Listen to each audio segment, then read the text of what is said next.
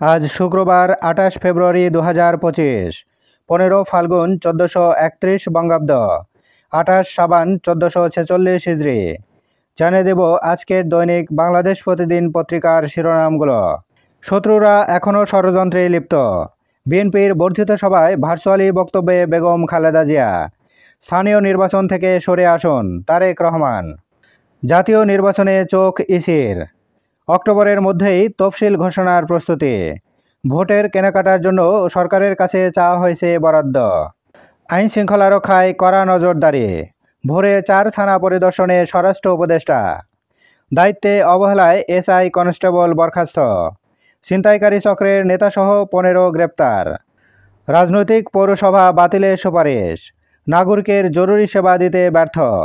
বেশিরভাগই ঋণগ্রস্ত, দিতে পারে না কর্মচারীর বেতন ভাতা।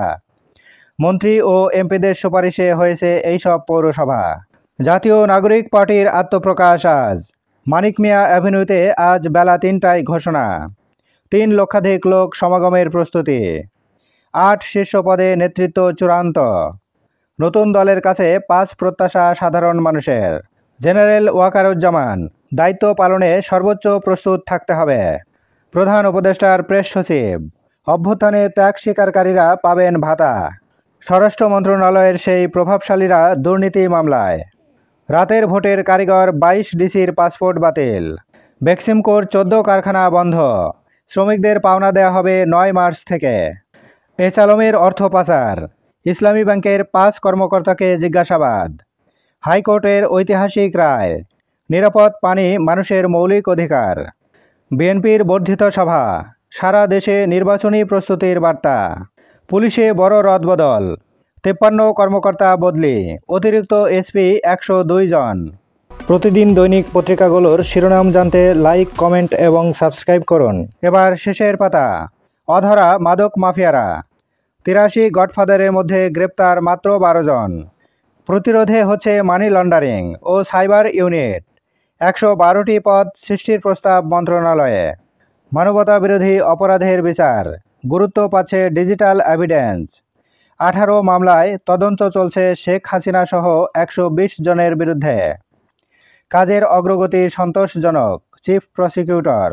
বাংলাদেশ পরিসংখ্যান ব্যুরোর প্রতিবেদন। নারীর প্রতি বেড়েছে যৌন সহিংসতা। মাঠ ছাড়ছেন না শিক্ষকরা, চলবে কর্মসূচি। প্রধান উপদেষ্টার কার্যালয়ের সামনে অবস্থান। 30 ঘণ্টা পর সরে গেলেন আহতরা। দুদকের 2 মামলা। আব্দুর রহমান ও তার স্ত্রীর ব্যাংকে লেনদেন 4000 কোটি টাকা। বিএসএফের বাধায় চালু হচ্ছে না পাম্প হাউস। চালু হলে কুশিয়ারা থেকে খালে ঢুকবে পানি। বদলাবে 5 উপজেলার কৃষি। চুক্তি অনুযায়ী খালটি দিয়ে বছরে 153 কিউসেক পানি প্রত্যাহারের কথা। 2 বছর পর উদ্ধার লিবিয়ার হেফাজতে থাকা 17 বাংলাদেশি। 8ম কলাম। অঙ্গীকারপত্রে স্বাক্ষর। রাজনীতিতে যুক্ত হতে পারবেন না বাংলাদেশিরা।